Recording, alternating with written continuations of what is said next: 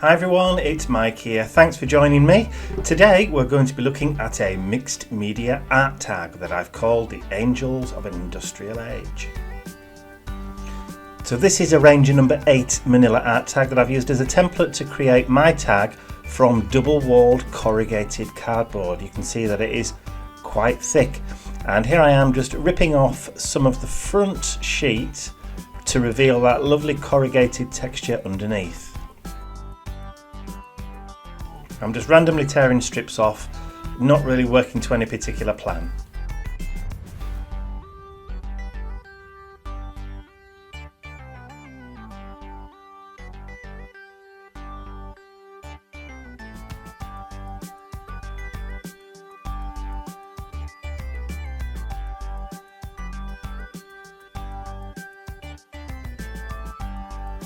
Okay, so I'm happy with that now. Got some good texture, some nice pieces across the front, and it's ready to be gessoed. There we go. I'm using the indigo blue black gesso, and I'm going to give that a liberal coat all the way, trying to get into the nooks and crannies, and I'll even mix a little bit of water with it just to make sure it runs down into the corrugations underneath the pieces of card that I've left on the front. Once I've finished adding all of the gesso, I'm going to give it a heat blast with a heat tool to make sure that it's all nice and dry before I start adding in any colour.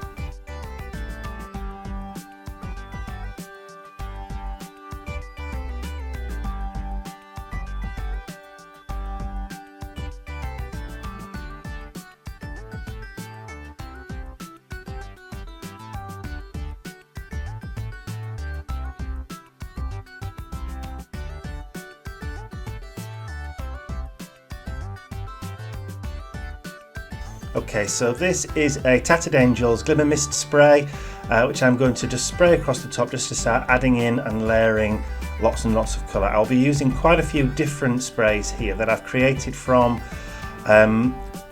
paints, acrylic paints that have mica in them. Now I've used paints from Indigo Blue, I've used Do Craft Paper Mania paints from the Artiste range, and I've also used Tattered Angel sprays, just randomly sprayed across the page to create that kind of metallic-y effect.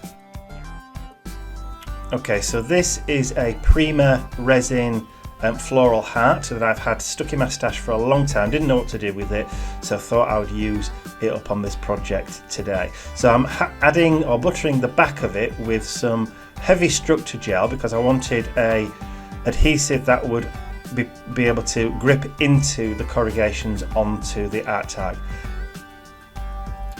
And these are also some Prima cherubs that I've again had in my stash for quite some time, and I thought it was about time that they got an airing. So again, I'm buttering the backs and pushing them down into the corrugations and making sure there's plenty of adhesive there to make sure it will stick and hold.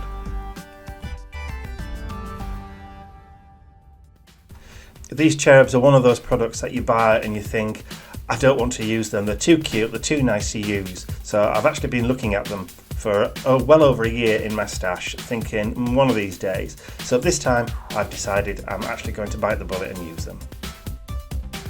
I did go a little bit off camera when I was doing this, but you're not really missing anything of any great importance. All I'm doing is just buttering the backs of the resin cherubs with the heavy duty gel medium.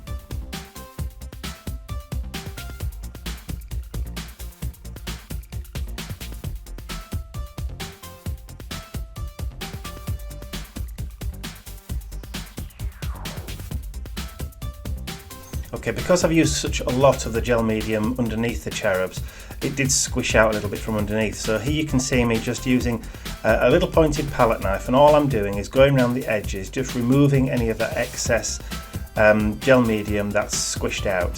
So the reason I've done this is because when it dries, it does go clear, but it will stay there as a structure. So I wanted to make sure that there was as little of that showing as possible, because it can ruin the outlines and the contours of the items that you're sticking on. So that's what you see me doing now.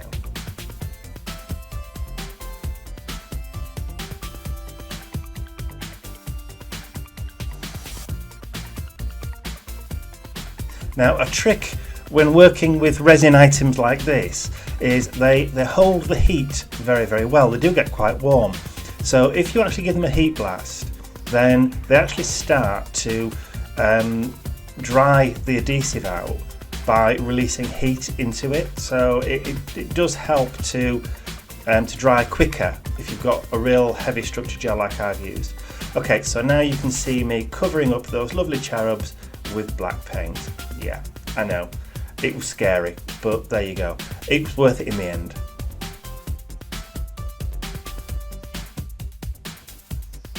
So to do this, I'm using a small brush so I can get the bristles into all the nooks and crannies of all the detailing on the resin figures and the resin roses in that heart.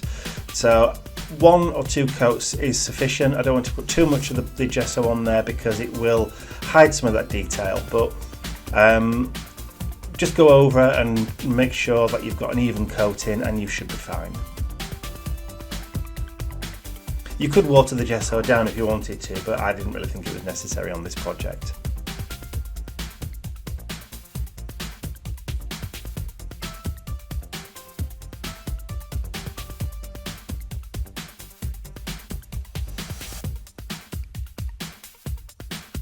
So I'm looking at the tag from all angles to make sure that I've not missed any little white spots. So just dabbing the brush and just putting a little bit of paint on here and there just to make sure that every single area of the cherubs are covered.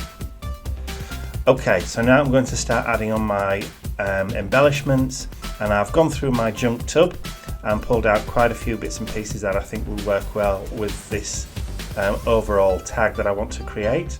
And you'll see me sticking these down now onto the tag just using a hot glue gun.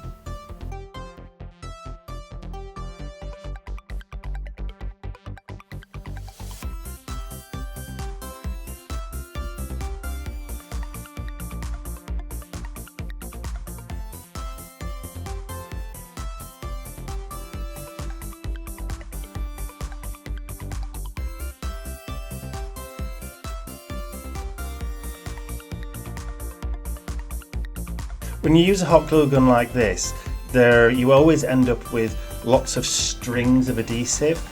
You can leave them until you're ready to start spraying your colours, or you can pull them off as soon as they're dry enough or cool enough to be removed. I tend to do mine as I'm going along because I always end up forgetting. So as you can see, I'm using quite a different mix of embellishments for this tag. I'm using some laser cut MDF, I'm using some hardware, they're just standard nuts, there's a few keys, there's also some Tim Holtz ideology embellishments in there too. There's also 1 or 2 found items as well with the little valve that you can see attached to the key.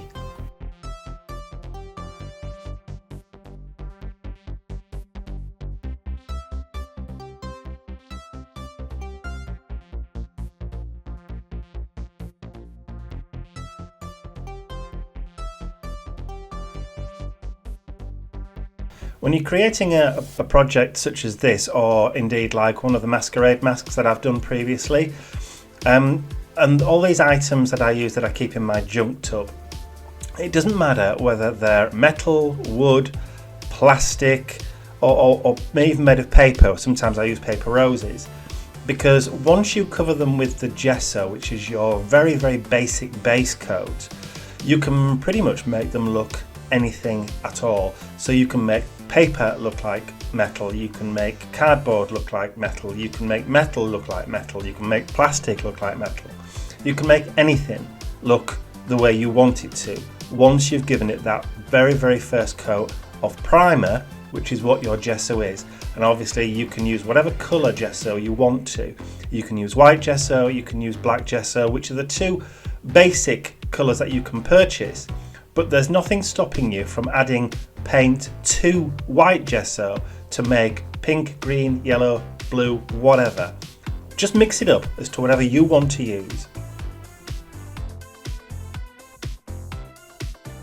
Okay, you can now see me adding my base coat of black gesso to those adornments. Now I'm covering all of the elements that I've stuck down onto the tag, apart from the glass valve, because I want to keep the glass valve exactly as it is looking like glass, because you can see all the filaments and the bits and components inside the valve, and I don't want to cover that up.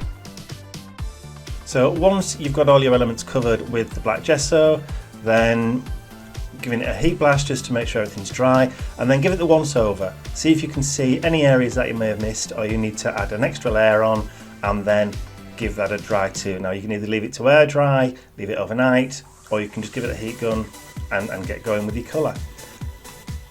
And talking of colour, here's my first overall base coat.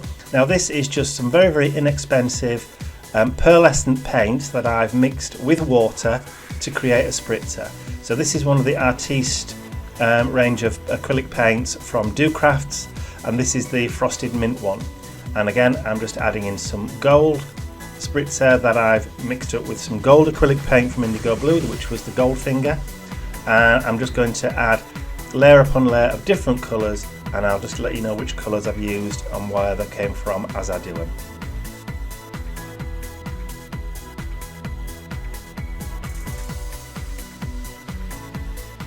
So adding more of the Indigo Blue gold finger. And the next colour I use is a spritzer made out of the Indigo Blue copper paint, which is called Miss Moneypenny.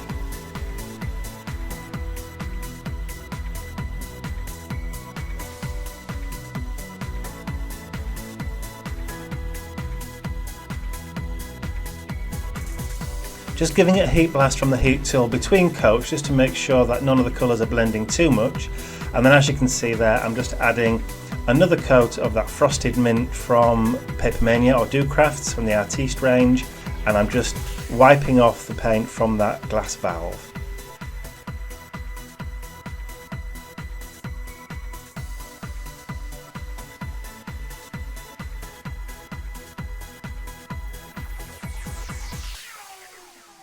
Okay, so now I'm just adding on some self-adhesive gems that I've picked up from, oh, you can get these anywhere. I mean, there's nearly every single company in the world makes them now. And these are just some blue ones, and I'm having a rake in my tub to see if I can find any other self-adhesive gems that are in there that are of complementary colours to what I've used already. So what I'm looking for are blues, I'm looking for some sort of amber, copper tones, and then I go and pull out some green ones.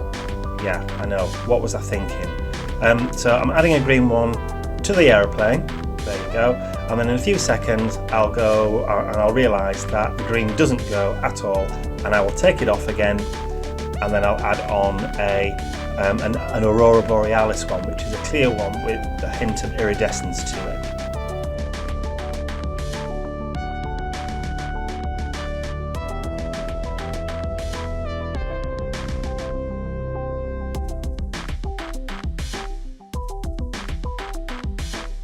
There you go.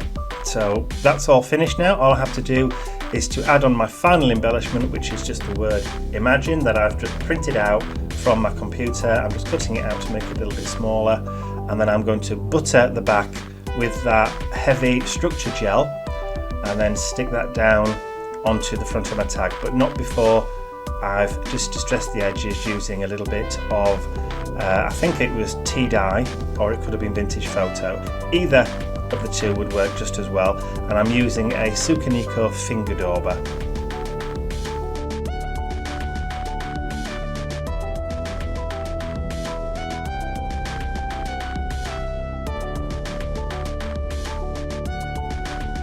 And there I'm just buttering the back with that heavy structure gel. Again, the reason I'm using that is because I want it to grip into all the detailing on the escutcheon, and as well, when it dries, it will pull into the corrugation on the cardboard. And I think that's about it. So that's all for this project. I've put some photographs at the end of the video showing a few close-ups of the different areas of the tag.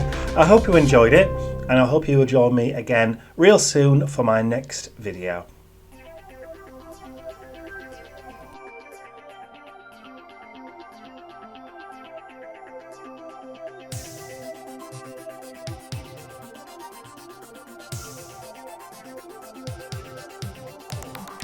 And remember, if you're watching this on YouTube, don't forget to give me a thumbs up so YouTube know that you want to see more from me. and hit that subscribe button so you'll be kept informed of future uploads and future projects when I do them. Bye for now.